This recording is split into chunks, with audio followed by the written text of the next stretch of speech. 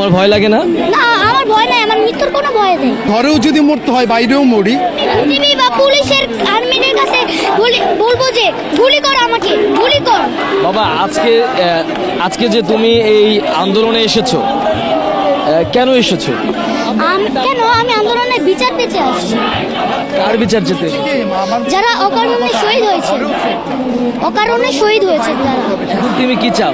এখন আমি চাই প্রতিবাদ। সে কিন্তু একটা মিথ্যা কথা বলেছিল। প্রথমে বলেছিল যে রাজাকারের বাচ্চারা কোটা পাবে না, মুক্তিযোদ্ধারা পাবে বলে। আর আবার পরে বলছে যে আমি কি তাদেরকে রাজাকার বলেছি? তারা নিজেই রাজাকার বলছে। তাহলে সে কেন বলল মিথ্যা কথাটা? তুমি কি তোমার ভাইদের মতো বুক প্রসারিত করে দেবে? আমি অবশ্যই করতে চাই।